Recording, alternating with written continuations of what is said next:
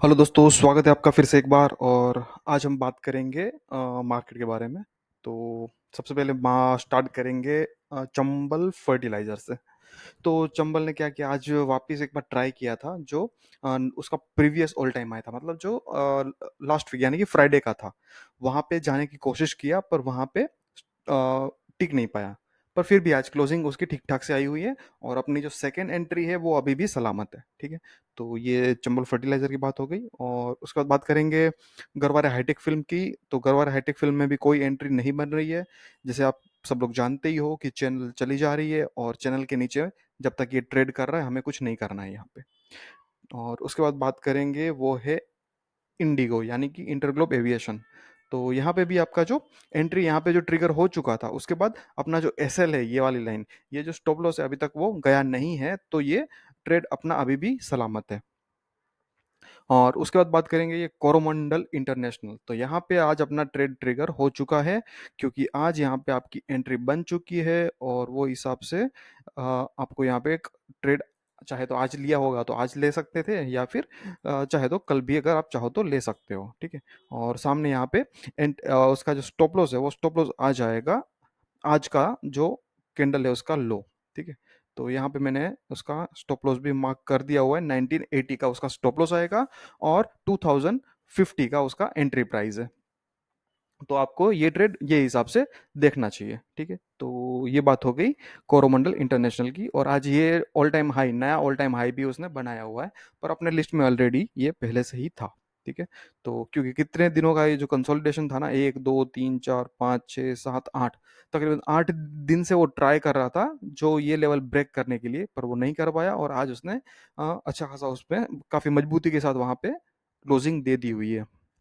और दूसरे उसके बाद जो स्टॉक आ रहा है वो है वेल्सपन। तो वेल्सपन में भी अपना जो एंट्री ट्रिगर हुआ है उसके बाद अपना जो स्टॉप लॉस है वो अभी तक गया नहीं है, तो ये ट्रेड भी अपना चल रहा है।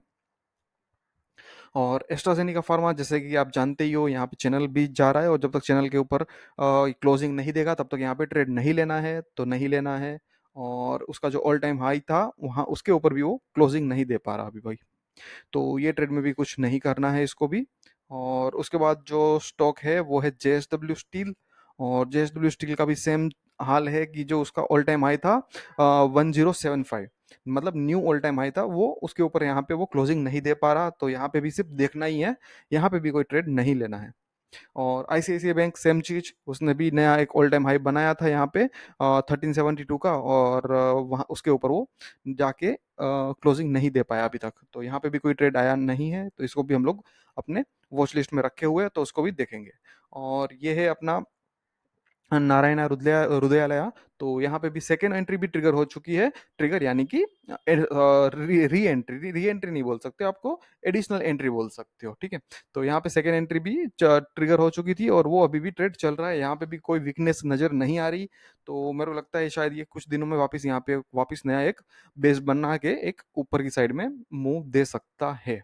और नहीं दिया तो कोई नहीं, अपना ये जो स्टॉप लॉस है वो तो हम मान के चलेंगे और निकल जाएंगे वहां से, अगर एसएल हिट हुआ तो जो भी पहला बनेगा वो हो जाएगा। ठीक है। सेम चीज कोटक महिंद्रा बैंक, अपना एंट्री टिकर हो चुका था, उसके बाद चल रहा है स्टॉक, यहाँ पे भी कोई दिक्कत नहीं है। और यहाँ पे है मुथूट फाइनेंस। तो मुथूट फाइनेंस में भी अपना एंट्री नहीं आया। जो ये जो इसका ये ऑल टाइम हाई था, प्रीवियस ऑल टाइम हाई, उसके ऊपर वो नहीं जा पाया। प्रीवियस यानी कि न्यू ऑल टाइम हाई, मतलब लेटेस्ट वाला। ठीक है। सेम चीज अबट के साथ भी यही है, अबट इंडिया, यहाँ पे भी वो जो उसका all time knew all time high था वो 31,888 था, उसके ऊपर वो जाके क्लोज नहीं दे पाया, तो यहाँ पे भी कुछ करने की जरूरत नहीं है, इसको भी सिर्फ देखो। सेम चीज एसआरएफ ने भी कुछ नहीं किया, यहाँ पे जो उसका न्यू ऑल टाइम हाई बनाया था वहां पे वो उसके ऊपर क्लोजिंग नहीं दे पाया, यहाँ पे उसका ऑल टाइम हाई बनाया था। उसके बाद ये 2 3 कैंडल बनी थी, पर ये वो उसको थोड़ा इग्नोर कर सकते हो, क्योंकि क्लोजिंग नहीं आया ना, तो अपने को जब तक ये जो लाइन है इसके ऊपर, ये लाइन के ऊपर जब तक क्लोजिंग नहीं आता ना, तब तक ट्रेड नहीं लेना होता है। बाकी सेक्टर अच्छा है, मेरे को केमिकल सेक्टर पसंद है, और मेरे को लगता है कि ये आने आने वाली जो तेजी बनेगी ना वो शायद केमिकल सेक्टर और बैंकिंग और केमिकल में बन सकती है, ऐसा मेरा मानना है। और ये मेरा पर्सनल मानना है। ठीक है। वो क्या होगा क्या नहीं होगा, वो जो भी प्रॉफिट लॉस होगा वो मेरा मेरा लो प्रॉफिट होगा, मेरा लॉस होगा, तो वो मेरा लुकआउट है। तो आप अपना डिसीजन आपके फाइनेंशियल एडवाइजर से पूछ के ही करो। और उसके बाद जो है वो है मन्नापुरम फाइनेंस। तो यहाँ पे भी सेम चीज़, उसने जो न्यू ऑल टाइम हाई उसने बनाया था 248 का, उसके ऊपर वो क्लोजिंग नहीं दे पाया, तो यहाँ पे भी कुछ करना नहीं है। सेम चीज़ अवंती फीड यहाँ पे जैसे ये कैंडल पे वीकनेस दिखाया था, तो वो वीकनेस अभी भी जारी है, और हो सकता है कि अपना यहाँ पे एसएल हिट हो जाए। और हो गया तो हो गया, एसएल हिट हो जाएंगे तो निकल जाएंगे यहाँ से, सिंपल सी बात है। और यहाँ पे बजाज फाइनेंस, तो बजाज फाइनेंस में यहाँ पे ये वाली कैंडल पे, यहाँ पे जो ब्लू लाइन है ना, वहाँ पे वो एंट्री कैंडल है। तो यहाँ पे आपका ट्रेड ट्रिगर हुआ था, मतलब आपकी एंट्री बनी थी, और आज वापस वही प्राइस पे आपको यहाँ पे मिल रहा है। ठीक है, पर ये कैंडल थोड़ी नेगेटिव कैंडल है ये। और हो सकता है कि शायद ये एसएल के आजू बाजू में ट्रिगर करके वापस स्टॉक ऊपर जा सकता है। पर अगर एसएल हिट हो गया तो निकल जाना है, कुछ सोचना नहीं है कि वापस जाएगा या नहीं जाएगा। गया तो बहुत अच्छी बात है, नहीं गया तो भी आपको वहां पे निकल जाना है। और यहाँ पे है रेडिंगटन। तो रेडिंगटन भी आप जानते ही हो कि एक बड़ी सी लंबी सी चैनल है, वहां पे ट्रेड कर रहा है, कितनी पुराने टाइम से, कितने जमाने से चली आ रही चैनल है, वहां पे ट्रेड कर रहा है। ठीक है, पर इसने एक अच्छा सा पैटर्न बनाया हुआ है कि जब भी ये जो उसका एक सेंटर लाइन के आजू बाजू में आता है ना, तो वहां से वो एक बाउंस देता है। तो अभी वो लेवल आ चुका है, वो बाउंस वाला लेवल आ चुका है। देखो यहाँ पे हुआ था, यहाँ पे हुआ था, और यहाँ पे हो, अभी होगा या नहीं होगा पता नहीं। ठीक है, आप चाहो तो कॉन्ट्रा ट्रेड ले सकते हो, और एसएल रखना जो चैनल का मिड, ये जो मिड लाइन जा रही है ना, मतलब यहाँ पे आज के हिसाब से आ रही है 221, और यहाँ पे आ रही है, हाँ हाँ जी, ये वाली 221 है, 2214। तो 214 के आजू बाजू का ये जो मिड लेवल आ रहा है, 213 के आजू बाजू का, वो आपको ऐसे लगाना पड़ेगा। तो ये ट्रेड चाहो तो आप ले सकते हो, और स्ट्रिक्ट रूल फॉलो करो, और एसएल को बिल्कुल अच्छे से फॉलो करो। और ये स्टर्निक्स अपना ऑलरेडी एसएल हिट हो चुका था यहाँ पे। ठीक है, और ये मेरे को स्टॉक निकाल देना था, पर मैंने अभी तक निकाला नहीं है, मैं निकाल देता हूँ इसको। ठीक है, क्योंकि मैंने यहाँ पे लिखा लिखा हुआ भी है, एसएल हिट हो चुका है ऑलरेडी। ठीक है, तो ये स्टेरनिक्स का हो गया। और जेके सीमेंट भी सेम चीज, लास्ट फ्राइडे को उसने ऑल टाइम हाई बनाया था, उसके ऊपर अभी तक जा गया नहीं है, तो यहाँ पे भी कुछ करने की जरूरत नहीं है। और यहाँ पे क्रूड ने बहुत बढ़िया सा परफॉर्म किया था, और लास्ट फ्राइडे को, और क्रूड कुछ अच्छी सी टेरिटरी में जाने की कोशिश कर रहा है अभी।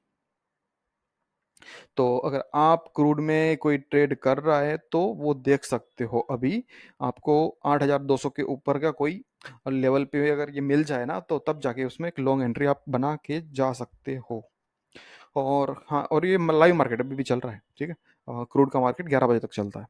और आज ट्यूसडे भी है, तो आज इन्वेंट्री का भी कोई रोना धोना नहीं है, तो आज ट्रेड चाहे तो इसमें कर सकते हो। ठीक है, और यहाँ पे निफ्टी फिफ्टी की बात थोड़ी देर बाद में करेंगे। और गोल्ड ने अपना जो प्रीवियस ऑल टाइम हाई था वो ब्रेक करके फ्राइडे के दिन ही चला गया वो अच्छा खासा ऊपर। फ्राइडे के दिन नहीं, कल की बात है, क्योंकि यह तो मार्केट कल भी चालू था ना, तो ये कल चालू था, तो कल के दिन ही ये अच्छा खासा ऊपर चला गया हुआ है। जो उसका 89,000 का कुछ प्रीवियस हाई था, उसके ऊपर जाके ये 90,000 9800 के आजू बाजू जा चुका है। तो ये तो ओपन स्काई में है, अब इसको तो कहाँ कोई रोकने वाला है। ठीक है, और वो जब तक दुनिया में अनसर्टेनिटी है तो गोल्ड चलता है। और यूएस डॉलर इंडेक्स अभी भी अपने कंफर्ट जोन में है, 103 104, तो यहाँ पे भी कोई दिक्कत नहीं है। और हाँ, वापिस आ गए हम लोग वहीं पे। ठीक है, तो आज मार्केट काफ़ी गिरा है, तो सबके पोर्टफोलियो डाउन तो हुए ही होंगे, तो सीधी बात है, क्योंकि मार्केट गिरेगा तो सबको थोड़ा बहुत तो सलामी देगा ही देगा, है ना। और कुछ बात कर लेते हैं आज के स्टॉक्स की। तो आज का जो स्टॉक है, जैसे यहाँ पे एक कैमलिन मैंने रखा हुआ था। कैमलिन आपको बताया भी था मैंने कि क्यों रखा हुआ है। और यहाँ पे कप एंड होल, कप का एक राउंडिंग बॉटम या कप बोल सकते हो, वो पैटर्न बनने की आशा है, आशा थी, पर यहाँ पे अभी तक इसने वो ब्रेकआउट नहीं दिया हुआ है, तो इसको अभी हम लोग करेंगे इग्नोर। क्योंकि ये लाइन के ऊपर जब तक वो क्लोजिंग नहीं देगा, तब तक ये पैटर्न का कोई वैलिडेशन बनेगा नहीं। 185 के ऊपर क्लोज आना जरूरी है। और ये है इंडियन होटल। तो इंडियन होटल का भी सेम पंगा है कि ये लाइन के आजू बाजू में मिले तो ले सकते थे, पर आज होटल इंडस्ट्री काफी स्ट्रांग थी। आज होटल इंडस्ट्री के जितने भी स्टॉक थे वो सारे अच्छे खासे स्ट्रांग थे, बहुत मजबूत थे। तो यहाँ पे मेरे को तो कोई आशा है नहीं कि यहाँ पे अपने को एंट्री मिले। और उसके बाद बात करेंगे टाटा मोटर्स, तो टाटा मोटर्स में भी देखा जाए तो वही जो गैप डाउन हुआ था उसके बाद वही गैप डाउन के हिसाब से चल रहा है। और यहाँ पे दिक्कत है क्योंकि जब तक ये ट्रम्प सरकार का, ये जो डोनाल्ड ट्रम्प सरकार का कोई टेरिफ रिलेटेड कोई क्लियरेंस नहीं आता, क्लियर कोई डिसीजन नहीं आता, तब तक यहाँ पे ऑटो इंडस्ट्री में यही मोमेंटम चलता रहेगा। पर ज़्यादा दिक्कत दूर है नहीं, शायद कल परसों अपने को सब कुछ जो फाइनल पता चल जाएगा कि क्या हो सकता है, क्या होना चाहिए था। ठीक है, और अभी हम बात करेंगे एक निफ्टी का अपना जो स्ट्रेटजी है उसके बारे में थोड़ा बात करेंगे कि वहाँ पे अगर आपने ट्रेड लिया होता तो क्या बनता था।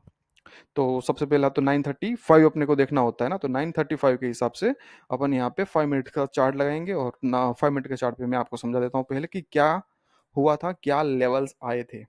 ठीक है, तो सबसे पहला यहाँ पे ओपन हुआ था और ये अपनी कैंडल जो है वो ये 935 की कैंडल है। ठीक है, तो ये वाली 930 की, तो यहाँ के मैंने हिसाब से 350 पॉइंट ऊपर, 350 पॉइंट डाउन, तो 350 के हिसाब से यहाँ पे आपका 23,850 की कॉल आ रही थी और 23,150 की पुट आ रही थी। और आज वॉलेटिलिटी बहुत थी। तो यहाँ पे देखो आप, डे मूवमेंट, डे का लो और डे का हाई का जो रेंज था ना वो काफी बड़ा था। और पिछले कई वीडियो से मैं बोल रहा हूँ कि यहाँ पे निफ्टी का रेंज बढ़ता जा रहा है, वाइड होता जा रहा है। ठीक है, तो यहाँ पे हो चुका है 433। अपन कितना रखते हैं 350, और आज के इतना रेंज कितना था 433। ठीक है, यानी कि अपना जो बेचा हुआ स्ट्राइक है ना वो ऑलमोस्ट एटीएम आ चुका है। तो देखते हैं आज का रिजल्ट क्या है, आउटकम क्या आता है प्रॉफिट लॉस का। ठीक है, और निफ्टी का जो मूवमेंट था वो देखो तो पहले तो गैप डाउन ओपन हुआ, फिर एक नया हाई बनाया, मतलब नया डे हाई बनाया, और उसके बाद वापस नीचे जाए। तो यहाँ पे पहले जो वी बनाया ना, ये आपका 10:30 तक वी बन चुका था। तो यहाँ पे आपको जितने भी वो स्ट्रेडल सेलर होते हैं ना, उनको तो यहीं पे उसने भगा भगा के निकाला हुआ है बाहर, ये वाली रेंज में। यहाँ पे आपको जितने भी स्ट्रेडल सेलर थे उन सबको भगा के निकाला हुआ है बाहर। तो आज सिर्फ सर्वाइव कोई किया होगा तो वो है स्ट्रेंगल, और वो भी फार ओटीएम स्ट्रेंगल जैसा अपना। तो अपने ट्रेड में क्या हुआ वो देखते हैं एक बार। सबसे पहला पुट, तो ये है 23,150 की पुट, और 23,150 की पुट हमने यहाँ पे बेची थी, वो बेची थी 819 रुपीज के आजू बाजू में, यहाँ पे ये वाली 935 के प्राइस पे 19 रुपीज पे बेची थी, और उसका 100% यानी कि 38 का एसएल था। तो वो आपका 10-25, 10-30 के बीच में, 10:30, 10:25 से 10:30 के बीच में आपका एसएल हिट हो चुका था। तो यहाँ पे आपका 19 रुपीज का लॉस हो गया। ठीक है, और सामने आपका कॉल में क्या हुआ, तो कॉल आपने जो बेची थी ना, वो कॉल आपने बेची थी ये वाली कैंडल पे, और आपने जो कॉल, ये रहा, तो आपने यहाँ पे कॉल बेची थी 17 रुपए पे, 17, 17.5 रुपए पे, और उसको 3 रुपए पे स्क्वायर ऑफ किया। तो यहाँ पे आपका एक 14 रुपीज बन गया। तो आज नेट नेट आपका कितना हुआ, आपको -5 रुपए का, मतलब 5 रुपए का आपका लॉस हुआ। ठीक है, तो पर लोट सा मान के चलो एक साढ़े साढ़े 300 के आजू बाजू का आपका नुकसान हुआ है। तो आज देख लो कि इतना वाइल्ड मोमेंट था, इतना वाइल्ड मोमेंटम था, फिर भी आपका नुकसान एक चवन्नी भर हुआ है। ठीक है, तो ये स्ट्रेटेजी वो हिसाब से अच्छा काम कर रही है। और अगर आपको कंफर्ट आ रहा है तो ये ट्रेड लेने चाहिए, अभी भी ले सकते हो, कोई दिक्कत नहीं है। तो ऑप्शन सेलिंग में पैसे थोड़े स्लो बनते हैं पर वो कंसिस्टेंट बनते हैं। ठीक है, तो ये बात हो गई निफ्टी के अपनी इंट्राडे स्ट्रेटजी के बारे में। ठीक है, स्ट्रेंगल के बारे में। ठीक है, और आज कुछ मार्केट की बात करेंगे। तो मार्केट में देखो, सबसे पहले तो परफॉर्मर टॉप गेनर की बात करनी पड़ेगी, वो है वोडाफोन। बिंदास बिंदास बिंदास बाय बन रहा आज, क्योंकि जो हिसाब से आज जो न्यूज आई थी वो काफी बड़ी न्यूज थी। और वो जो इक्विटी कन्वर्जन वाली बात है, वैसे मेरे को ये पसंद नहीं था, क्योंकि जितना आप इक्विटी डायल्यूट करोगे ना, उतना ही आपका जो शेयर होल्डर का वैल्यू होता है ना, शेयर्स का वैल्यू होता है वो डाउन होता है। ठीक है, तो ये चीज एक तो अच्छी नहीं है, पर फिर भी चलो कोई नहीं, जो भी हुआ है अच्छा हुआ है। और अभी क्या हुआ है कि यहाँ पे आपको 49% का जो स्टेक होल्डर है ना वो गवर्नमेंट हो गई। तो अब क्या होगा कि गवर्नमेंट कुछ भी हो जाए, इसको डूबने नहीं देगी, वोडाफोन को वो डूबने नहीं देगी। और इसके चलते आज ये मेरे को यहाँ पे बहुत अच्छा मूवमेंट देखा हुआ है। आज ऑलरेडी मैंने भी सर्किट पे एक ऑर्डर डाला था, पर वो मुझे मिला नहीं। ठीक है, तो मैंने वो 10% की सर्किट पे डाला था ओपनिंग, मार्केट ओपनिंग से पहले, पर मुझे वो मिला नहीं था। ठीक है, और उसके बाद एच बी एल इंजीनियरिंग, और महाराष्ट्र सिमलेस, और लेमन ट्री। और होटल इंडस्ट्री का तो अब मैं बता ही रहा हूँ कि बहुत स्ट्रॉन्ग सेक्टर है। और सारे मोस्टली जितने भी स्टॉक है ना, वो कोई 6%, कोई 7%, कोई 5%, वैसा इतने वीक मार्केट में भी वो इतना अच्छा परफॉर्म कर रहे थे। और लूजर्स में है Punjab and Sind bank, UCO, Ipca, Voltas. 50 week high में कोरोमंडल, जैसा आपने लिस्ट में ऑलरेडी है। और आवास फाइनेंस है, तो पर अपने ये ऑल टाइम हाई में अभी तक नहीं आया, तो इसको नहीं अपन ध्यान नहीं देते। तो अपने लिस्ट में जो आया हुआ है ना, वो है ऑल टाइम हाई में कोरोमंडल इंटरनेशनल। वो अपने लिस्ट में ऑलरेडी काफी टाइम पहले आ चुका था, और आज उसने नया हाई बनाया हुआ है, तो उसमें एंट्री अपनी ट्रिगर हो चुकी है, तो मैं वहाँ पे एंट्री भी मेंशन कर दिया हुआ है, तो आप देख लेना, ठीक है। और बस बाकी तो यही है। और ऑल टाइम लो में तो कोई स्टॉक है नहीं आज, तो आज यहीं तक रखते हैं। और लास्ट में डिस्क्लेमर कि यहाँ पे जो भी स्टॉक के बारे में बात किया हुआ है ना, वो सारे के सारे एजुकेशनल पर्पस के लिए है। और आपका कोई भी इन्वेस्टमेंट या ट्रेडिंग डिसीजन हो ये स्टॉक के बारे में या फिर कुछ भी कोई भी स्टॉक के बारे में, तो आप अपने फाइनेंशियल एडवाइजर से पूछ के ही करें। तो आज यहीं यहीं तक रखते हैं, और मिलते हैं, कल की बात कल करेंगे फिर। Thank you, bye bye.